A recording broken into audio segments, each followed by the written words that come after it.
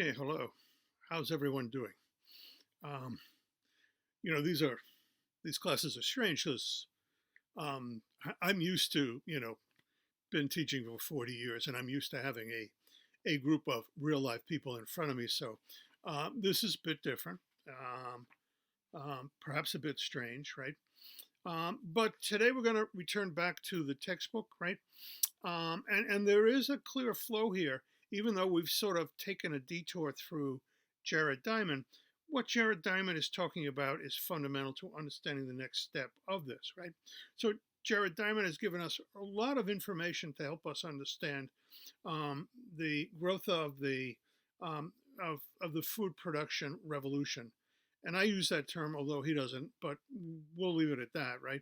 Um, Understanding the challenges that faced our human ancestors in developing um, uh, a farming as a way of life to sustain humanity, possibly at a point in time where the hunting gathering lifestyle may have become too difficult because of the growth in population. Who knows, right?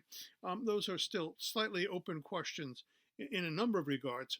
But in any case, he certainly has brought us to understand, say, the focus in this chapter initially on the Fertile Crescent. That part of the world that is probably responsible more than any other place for the promotion of this food production movement, right? And what he's told us about the Fertile Crescent is, remember, he talks about the fact that there are many, many different types of grain producing grasses there in a wild state, several of which then become the basic resources of the modern world. Wheat and barley amongst them, right? Also, the same thing with animals. They will domesticate sheep and goats, two very, very important sources of protein and other things like wool and things like that, right?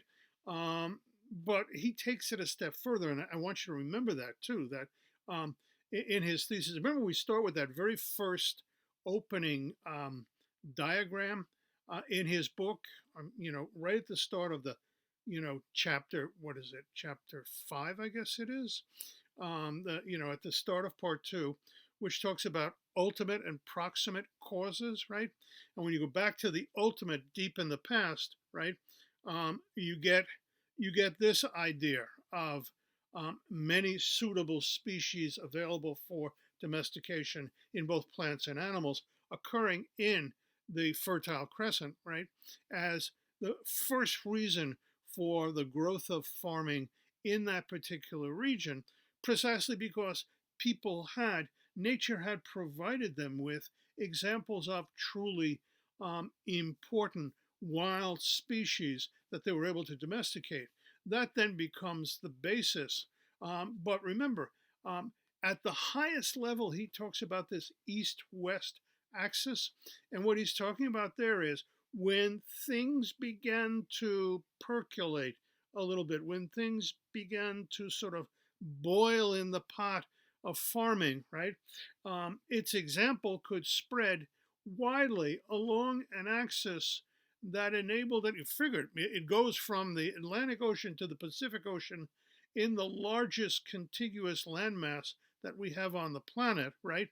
And it's going from east to west, and so it's along a more or less similar latitude, which enables this to spread rapidly, right? Hence, that part of the world is the part of the world that eventually is going to grow and develop into these large scale civilizations that will ultimately produce guns, germs, and steel with which they dominate the rest of the world. Um, so um, let's go back again. So, with the growth of farming, right, we have surplus production of food. Not immense at this point in time, but certainly they will, as a rule, try to overproduce precisely because they're putting their eggs in one basket. They are relying on farming, and so they need to produce enough food to last the next year and have some surplus left over that they can use as seed to plant in the next harvest. Okay, so that's as Jared Diamond indicates, this is in a major advance, excuse me, advance and development in terms of human civilization and the way of life of humanity. But it isn't really where we get to what this is moving towards. And it's only with this second chapter in the book do we come upon the civilizations that have truly emerged out of this. But what makes them special and different from the sort of villages and towns that have relied on rainfall agriculture is the fact that they will be what I call riverine civilizations. Um, these will produce populations and cities that are founded along the banks of rivers and are directly associated with those rivers, like in Mesopotamia, the Tigris and the Euphrates, in Egypt, the Nile, in China, the Yellow River, the Yangtze River, right? In the Indus River Valley, the Indus River itself, right? Um, what is special about this explosion of population, of innovations, of creativity? What is special about it is the fact that people settling on the banks of these rivers are able to bring together several strategic elements. The first is water. Okay, the rivers have got water, and you need water to irrigate the plants. The second is soil, and the soil in these regions is what the book refers to as alluvial, and it is critical um, because what happens with these rivers is periodically they overflow their banks. And the river water itself, which has, started on the top of mountains, run down the face of mountains, picked up minerals as they go and they form into streams. The streams get into slightly larger streams, finally into rivers, right?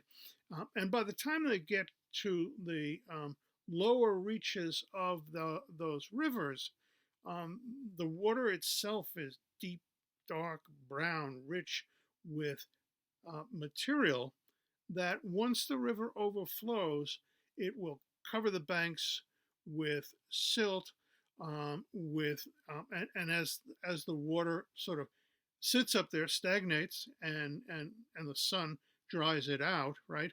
Um, it will, sort of deposit layer after layer of the richest soil virtually on the planet from the point of view of growing plants to feed humans. Once they discover this, then um, they are ready to make this revolution, right? But what do we say? It combines water, it combines soil, and it combines sun. Um, we see this straight out, certainly um, in Egypt and in Mesopotamia. Both of those countries physically would not appear to be very appealing. They have rivers that run through them, but on either side, it appears to be mostly desert, right? And there are the regions where the rivers overflow and there's rich soil there and this kind of a thing. But for the most part, especially in a place like Egypt, why would you want to live there, right? But you come down, some groups came down and they began to discover the riches of the area, right? And so uh, now we're at a point where, from the emergence of farming and the creation of sedentary villages where people stayed in a certain place, farmed the land, and began to get surplus from the land, surplus food from the land, right? Um, and the population begins to grow, villages can morph into towns. What's the difference between a village and a town? And I've in my travels around the world and in my research, I've certainly been in towns that are really kind of very, very rural towns, right? But often in a town which, is distinguished from a village pretty much by a numerical factor, right? The growth of population gets to a certain size where you begin to have the need for certain kinds of functions, right? And the development of a few individuals in those towns who become specialists in certain areas and stop farming and give their lives to that, right? And often with that, as a town gets somewhat bigger, it has a market. So when I was in the Peace Corps in West Africa, I lived in a village, about 2,000 people, right? But it was still a village. It was still very, very much a village, right? And the people worked the land, and it was a certain concentration of population. And I really enjoyed my stay there. I loved it, in fact. But right down the bottom of the hill we were on was the big town of Bafilo. Bafilo had about 5,000 people in it, but it also had a the governor. He was called the chef de la circonscription, the governor of the little region around it, right? A very well educated man. He'd gone to school in he go to school in Senegal, I think, right? And was a lawyer, a trained lawyer, and but in any case, right, it was still pretty much a village, right? So even though there were a few, say, higher level kinds of functions like a school, there was a police um, stopping point entering the town, and there was the the, the governor's house where you would go to see him, and it wasn't a big deal, but they also had a market, and once a week they had a market, and you know it pulled in people from the surrounding villages, right? And who came to trade and this kind of a thing. So I've seen the distinction between a village up in the hills and then down a town that has sort of grown large enough to merit the services of a few policemen, a political leader, a governor. There was a post office there and a postmaster, right, who was there, and this kind of thing. And actually, this town had a high school, a secondary school, right? Because the school, the village I was in, and this is much more modern times, had its own little school, right? Now, this is rainfall agriculture. Rainfall agriculture is sort of where this process begins. But the problem with rain is sometimes yes and sometimes no, right? And so rainfall agriculture can be a little bit hit and miss, right? But it does promote the growth of population, surplus of population.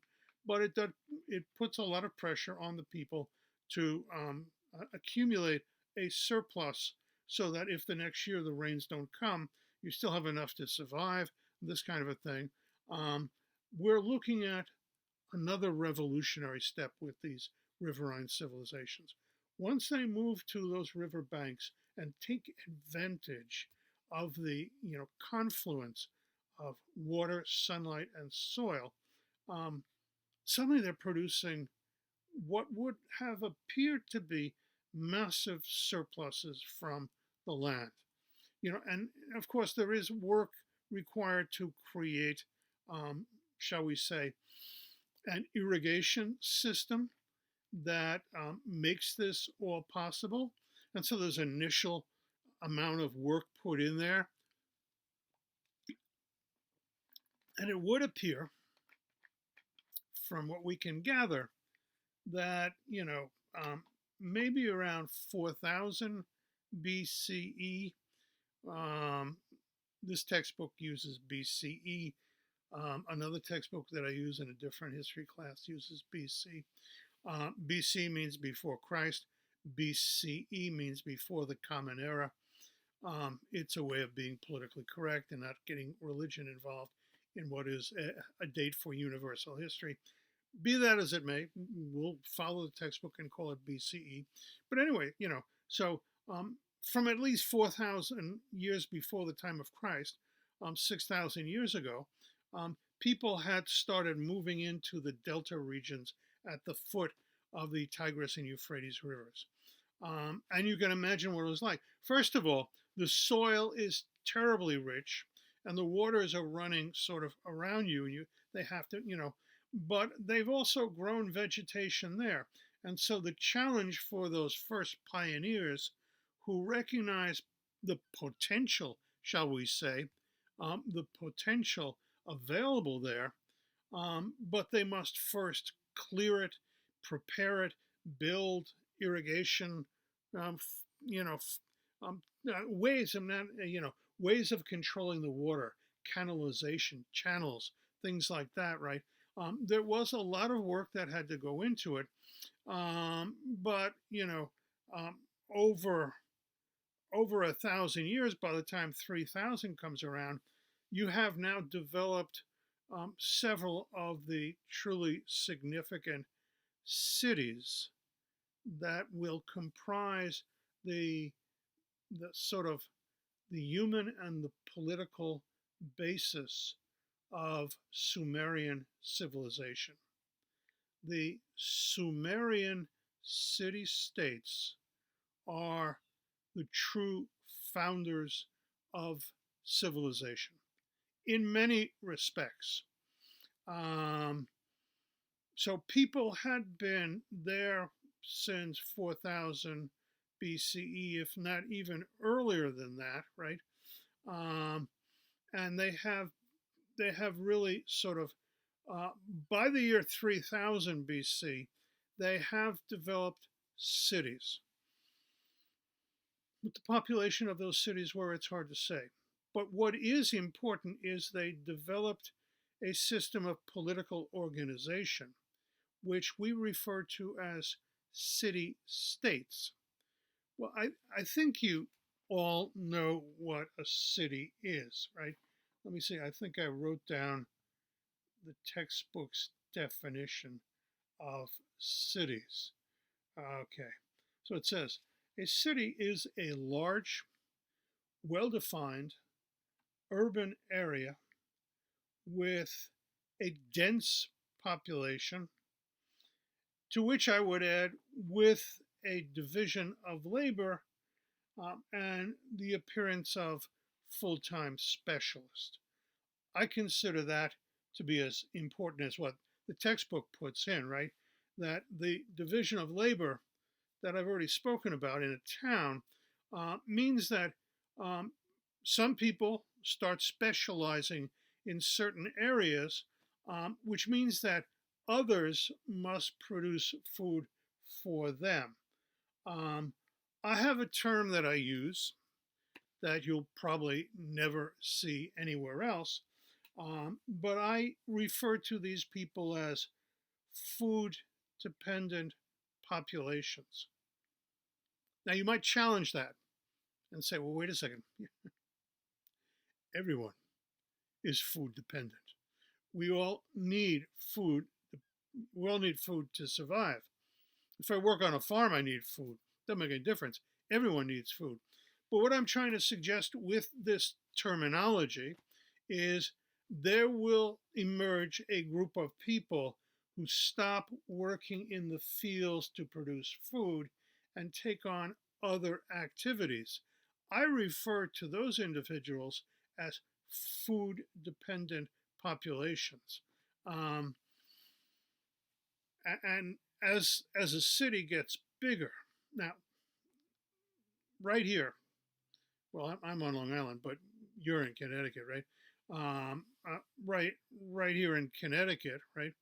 You have Route 95, and I at times, occasionally, when I would drive home on Route 95, would get stuck in one of those horrible traffic jams where I'm on the left hand lane because I want to pass and get the hell out of here and get home, right?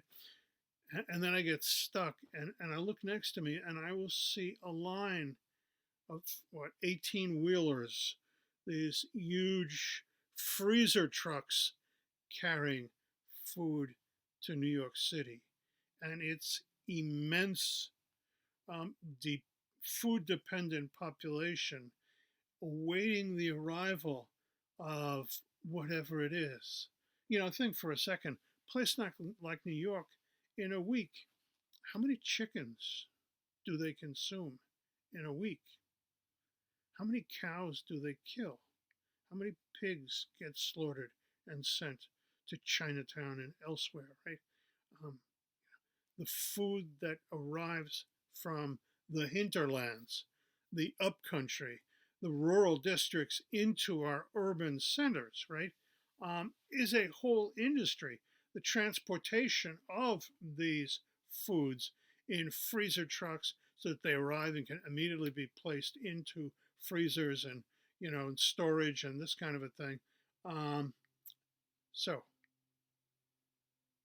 if we are going to have urban centers with individuals who will not get their hands dirty in the fields, who will be writing, who will be making ceramics, who will be weaving cloth, who will be building buildings, right?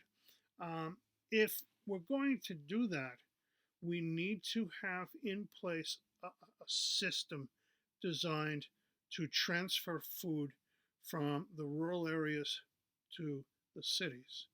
And the Sumerian city states are the first group in history to resolve this dilemma. And so, what is a city state?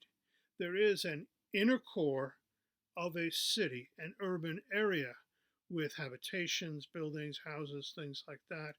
And then surrounding it will be the fields that supply the people who live full time in the cities with sustenance for their survival. Now again, think about this. We don't consider these things. I mean, really don't think too much about it, right? You go to the supermarket, you grab this, you grab that. Okay, let me see. Here's some meat, and I need something to combine with the meat. Let me get a can of beans, right? A baked potato would be nice. You go there and you just, you don't think of the complex nature of the links that connect you in the action of choosing a bag of potatoes to farmers on Long Island, to farmers in Idaho. Um, you grab, you know, fruit, um, guacamole. What is guacamole from? The green avocados, right? So avocados, one of Mexico's largest exports to the United States, avocados, right? You don't think of the families with trees that, take care of them, harvest the fruit, bring it to the whatever, right? The place where someone buys it, and they box it and ship it north, right? Then it gets sent to different markets, all these kinds of things, right? We don't think about it. Maybe today with what's happening with COVID, you might look at say bacon a little bit differently when you realize that the companies that are not raising the pigs but receiving the pigs and chopping them up and his ham over here, his bacon here, his whatever, right? um, Pork chops and however they divide it up, right? And interesting enough for the cultural anthropologist, different parts of the world, when I was in Europe, they cut the animals up differently and had different cuts of meat. and you go, to those open air supermarkets in Spain or France or something like that, and you go, but wow, that's not the way you know, what's going on here, right? You call that what? And that's from what part of the animal? And this, these kinds of things, right? There are so many elements involved that we don't think of, right? But imagine what it must have been like to first develop this. Now, it is my feeling that certainly in a place like Mesopotamia, where religion was a fundamental element at the foundation of the city states, the figure of the shaman. And the shaman is, it's a term that we've taken from one of the languages out there that uses that term to describe a person who, in his or her own person, combines two distinct functions in our society. So the shaman is a figure who combines the priest with the healer. Makes sense in primitive societies that don't have germ theory and explain diseases the way we do. They believe that germs are caused by spirits who are angry with humans for having broken the rules and things like that. And so you need a person who can go into a trance state and then go out and commune with the spirits and discover who it is that has put a whammy on you, right? Okay, and then you come back and you explain that it's your grandfather when he died. He wasn't satisfied that you mourned him enough when he died. And so the only way you're going to get better is by providing offerings at my temple, this kind of a thing, right? Whatever, right? But shamans were really the first professionals, the first people who, particularly in terms of the intellectual division of labor, where they have unique bodies of knowledge which others see as valuable and will contribute to them, so that shamans may have been the people that could have brought others in to the Sumerian cities, which, as the book indicates on like the third or fourth page, maybe it's the third page when it talks about Mesopotamia, those pictures of the sort of outlines of temples over time, and how when archaeologists would go in and dig up these cities, the first thing they found at what's called ground level, right? So the bottom level, which is the oldest in time, the first formations they found were altars. And so the presence of altars, they're not cities yet, right? These are the first sort of movements of population into the areas, and maybe you have a group of 100 people, 200 people, something like that, okay, and trying to make a life there and clearing the land and this kind of a thing.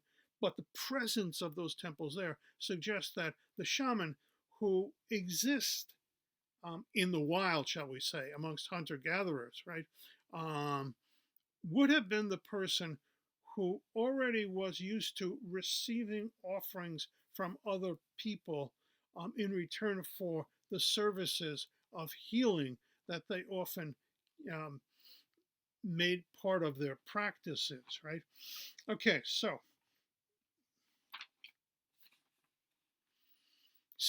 in Sumer, the city-state is also, beyond being, an urban center surrounded by fertile fields, it's also the beginning of political organization. And it's based on the authority of a single city that controls the outlying areas. And so that's why we call it a city state. We obviously have cities in the modern world today that have a degree of jurisdiction, but we wouldn't consider them states because they are, at a lower level. They may have jurisdiction of, think of Norwalk, right? The jurisdiction that it has over people living within the political confines of Norwalk, right? But they're by no means do they constitute a state, right? A state has to, be in charge of itself, have its own laws, make its own decrees, right? Control and rule its own territory, right? And to an extent, um, a place like Norwalk has a degree of jurisdiction, but it's a jurisdiction that can't countermand the jurisdiction of the state of Connecticut, nor can the state of Connecticut countermand the jurisdiction of the federal government itself, right?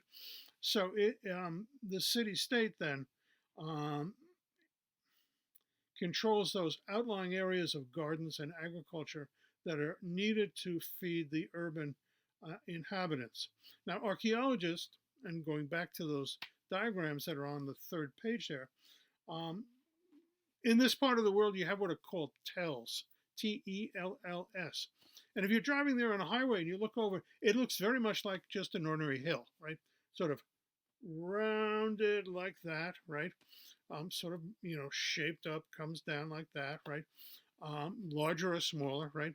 And it turns out that many of these seeming hills are actually the um, the garbage dumps of human habitation over thousands of years.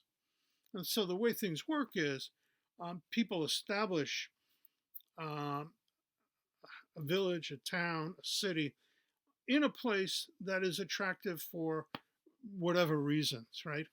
And they literally sort of as as older houses fall apart and collapse, they just knock them down and build on top of them, throw their garbage out the window, it gets tramped down, over time, right?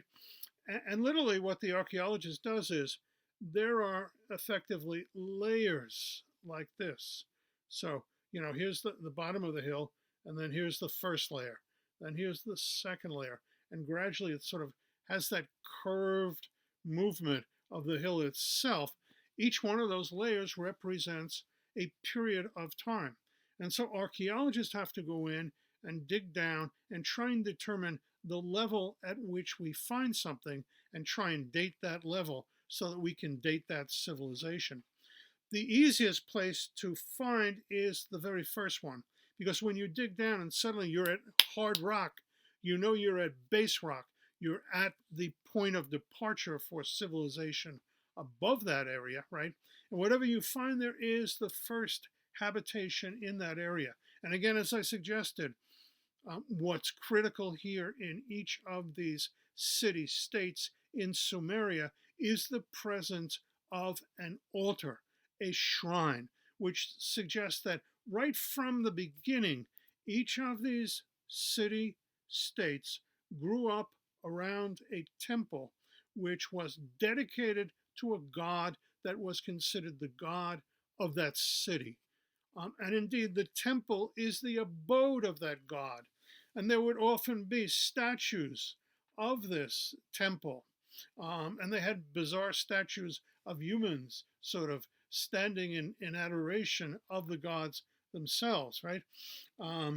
So the critical role of religion in the formation of the city states, where each city is dedicated to a specific god who inhabits the city's temple.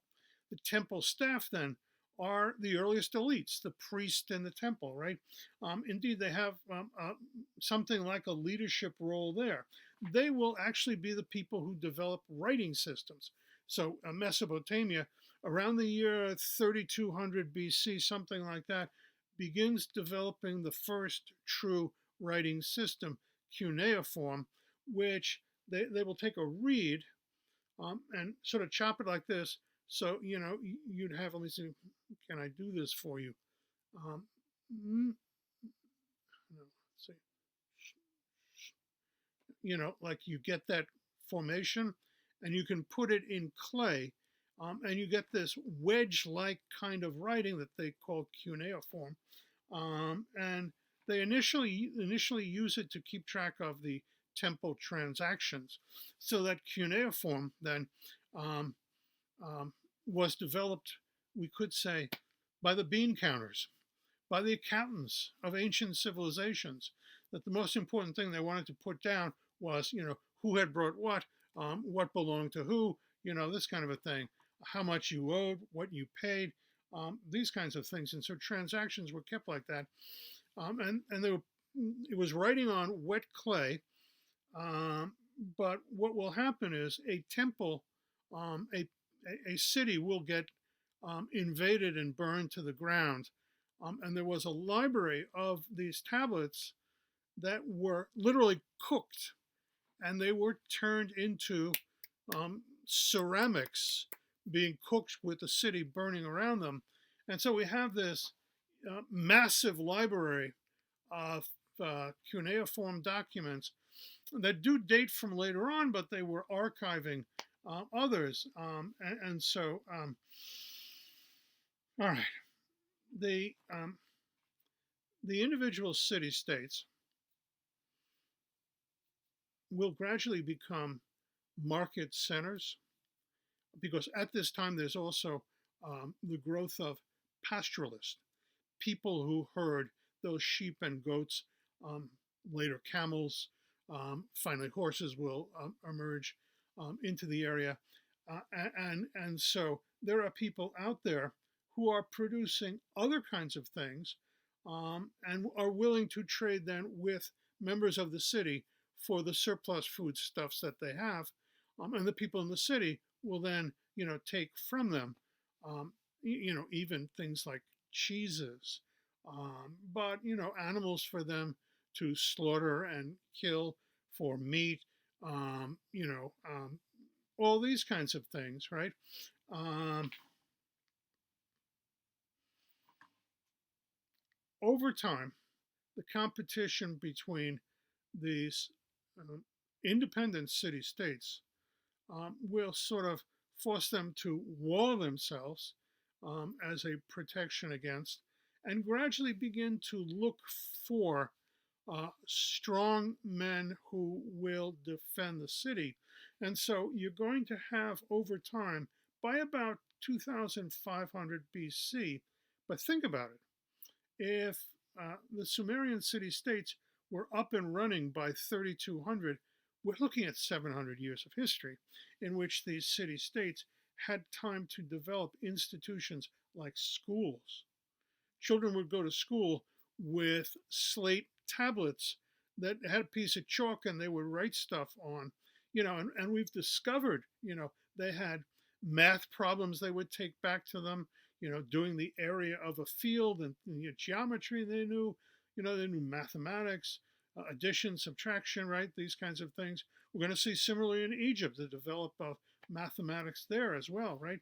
And so during this period of time, you do have the growth of a degree of civilization that, to a hunter gatherer, that country hick, when you brought them in, this would have appeared overwhelming, right?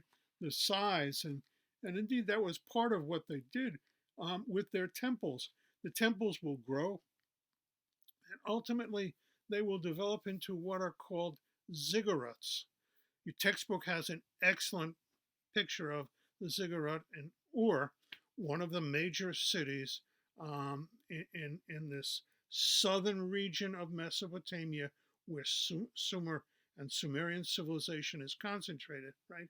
But as it's also beginning to spread to the north, so that urban areas are beginning to develop in the north, such that by about the year 2350, we have the first conquering figure in human history to develop something like an empire of sorts, right? And he will come down from Akkad, which is a Semitic speaking city in an area where there are Semitic peoples. The word Semitic refers to people who speak a variety of languages, such as Hebrew and its close cousin Arabic, Aramaic, a number of different languages. We're all part of this complex family of languages there. Akkadian is another one. Amorite is another one. He will actually, in the year 2350, conquer all of the city states.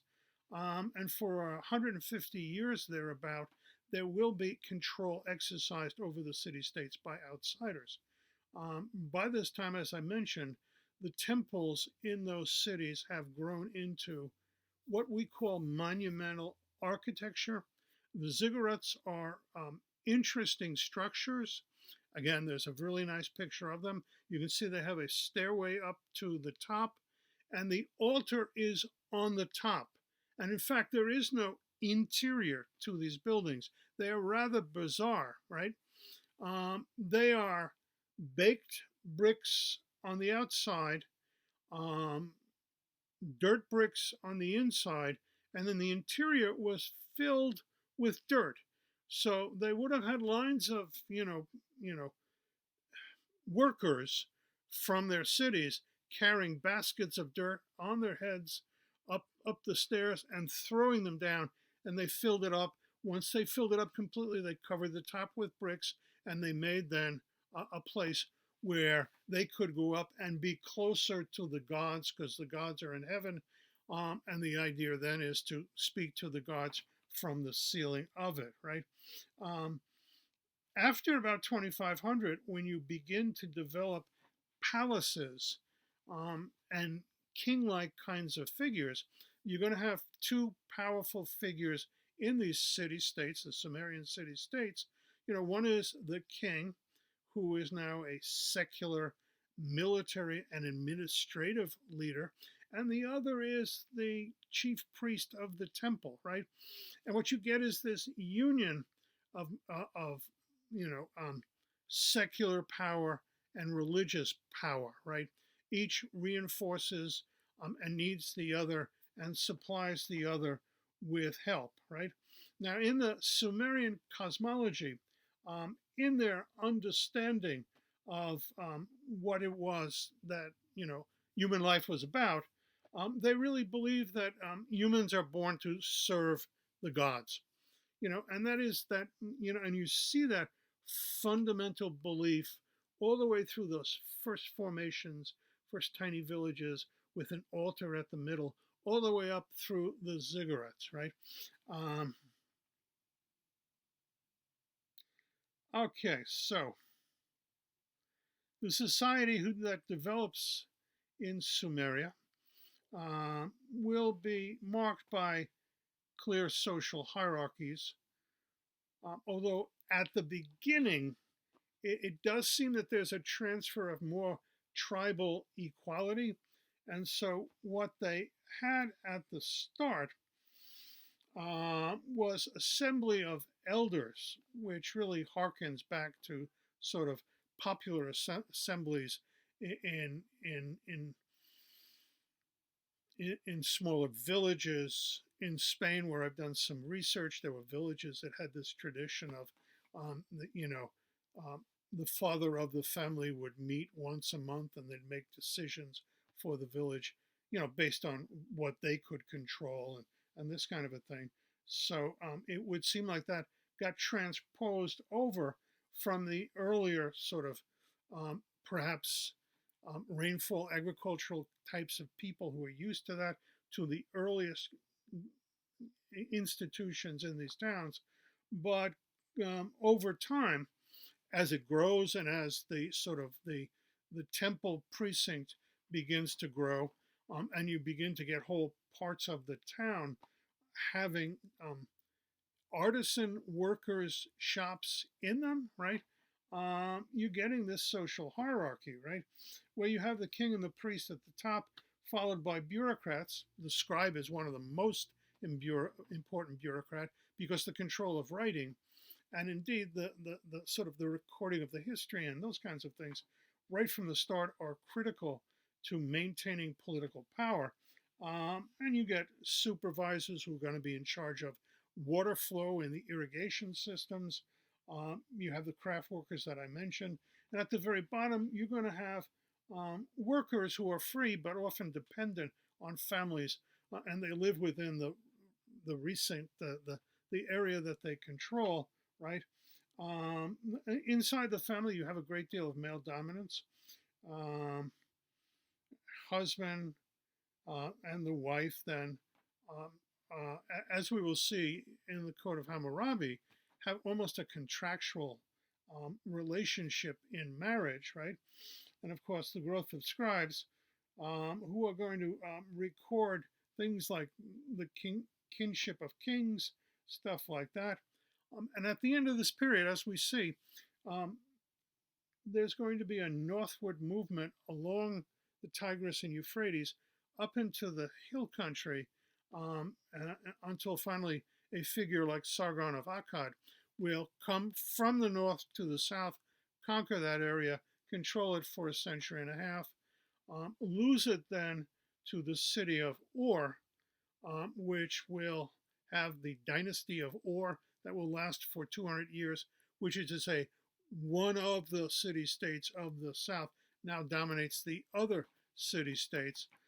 And ultimately, after that collapses, right, you're going to have groups like the Babylonians, the Assyrians, and others coming down and controlling it.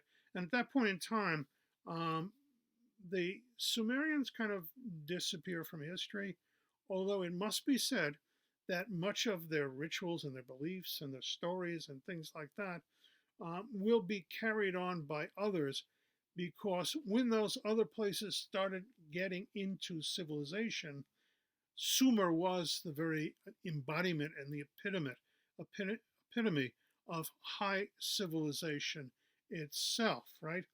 Um, okay, so in the next class, we're going to look at Egypt and compare it with the Sumerians. Thank you.